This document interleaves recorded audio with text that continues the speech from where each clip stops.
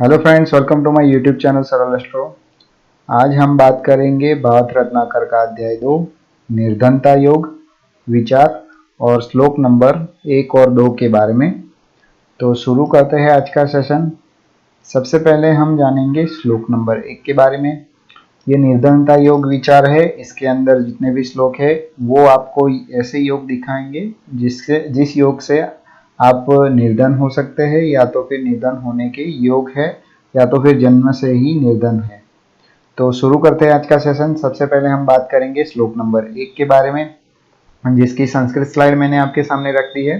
उसके अंदर रामानुजाचार्य कहते हैं कि लग्न वाहन भाग्येशाष्टम स्थान संस्थिता जातो जननमारभ्य महदारिद्र्यमश्नुते।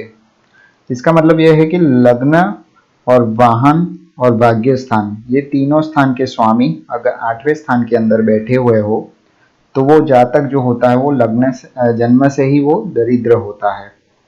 मैं फिर से दोहराता हूँ। आपका मान लीजिए लग्न स्थान है, उसका जो मालिक है वाहन स्थान यानी चौथा स्थान है उसका मालिक है, और भाग्य स्थान यानी 9वां स्थान है उसका भी मालिक है। ये तीनों स्थान के जो मालिक है वो अगर 8वें स्थान के अंदर बैठे हुए हो तो जातक जन्म से दरिद्र होता है। तो ऐसा क्यों कहा? तो देखिए, अष्टम स्थान जो होता है वो भाग्य का व्यय स्थान होता है। मैं एग्जाम्पल के तौर पे आपको एक कुंडली दिखाता हूँ। इधर मकर लग्न की कुंडली है, उसके अंदर मैंने जो कंडीशन आपको दिखाई है वैसे ही है। आप देख सकते हैं लग्न का स्वामी है शनि है, क्योंकि मकर लग्न की कुंडली है। मकर लग्न का स्वामी शनि होता है।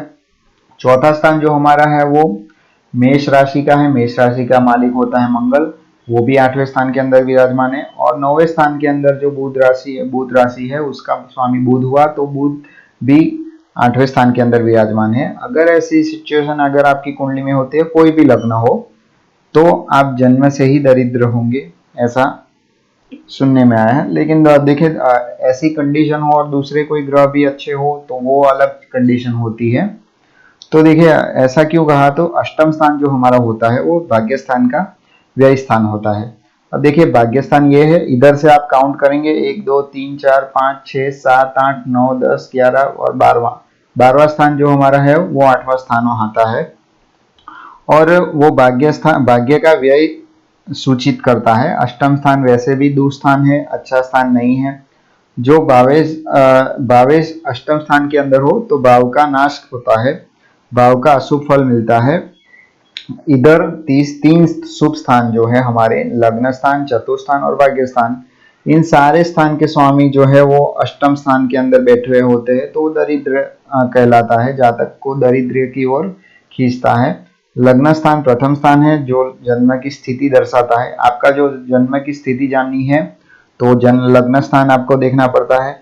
लग्नेश और लग्नेश भी अष्टम स्थान के अंदर जाने की वजह से जातक जन्म से ही निर्धन होता है या तो फिर दरिद्र होता है। इसी वजह से रामानुजाचार्य ने ये कहा कि लग्न स्थान चौथा स्थान और 9वें स्थान का मालिक अष्टम स्थान के अंदर हो तो जातक जन्म से दरिद्र होता है। अब बात करेंगे श्लोक नंबर 2 के बारे में। श्लोक नंबर 2 की संस्कृत स्लाइड मैंने आपके सामने रख दी। उसके अंदर रामानुजाचार्य कहते हैं कि धनेशे व्यय भावस्थे व्यय शोधन गो यदि जातस्य निर्धनो योगो व्यक्तव्यस्य सदा बुधे। तो इसके अंदर ये कहते हैं रामानुजाचार्य कि अगर धनेश व्यय स्थान के अंदर हो या तो फिर व्यय धन स्थान के अंदर हो तो विद्वान लोगों ने इसको निर्धन योग कहा हुआ है। अब एग्जाम्पल के तौर पे हम जानेंगे। इधर देखिए, सेकंड हाउस का मालिक कौन है? शनि है। और व्यय स्थान यानी 12वें हाउस का मालिक कौन सा है? तो गुरु है। तो देखिए, इधर क्या है कि सेकंड हाउस के अंदर 12वें हाउस का मालिक बैठा हुआ है और 12वें हाउस के अंदर सेकंड हाउस का मालिक बैठा हुआ है। अगर ये दूसरे और 12वें स्थान का राशि परिवर्तन होता हो तो विद्वान लोगों ने ये कहा है कि भाई ये जातक निर्धन होते हैं, इसको निर्धन योग कहा जाता है। तो देखिए, इधर धन स्थान यानी धन स्थान जो है वो उसका मालिक है वो व्यय स्थान में गया है। तो देखिए, आपका धन स्थान अगर पैसों के लिए आपको देखना है तो जाहिर सी बात है आपका धन स्थान देखना पड़ता है, वो भी व्यय स्थान के अंदर गया है तो वो जातक निर्धन होता है। और धनेश व्यय स्थान के अंदर जाने की वजह से धन का व्यय होता है, व्यय धन के अंदर बैठने से भी यही होता है। इसी वजह से रामानुजाचार्य ने कहा कि अगर दूसरे और 12वें स्थान का राशि परिवर्तन होता हो तो जहाँ तक निर्धन होता है और उसके पास धन होता नहीं है।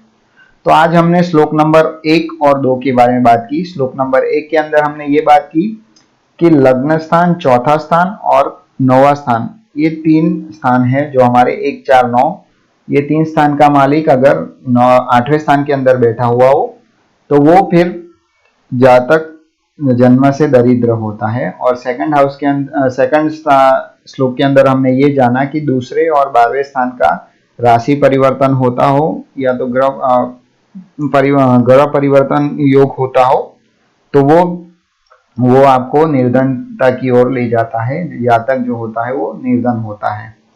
तो आज के लिए बस इतना ही था। उम्मीद है आपको ये वीडियो अच्छा लगा होगा। अगर ये वीडियो अच्छा लगा है तो लाइक, शेयर एंड सब्सक्राइब जरूर कीजिए। तब तक के लिए मुझे इजाजत दीजिए। Thank you.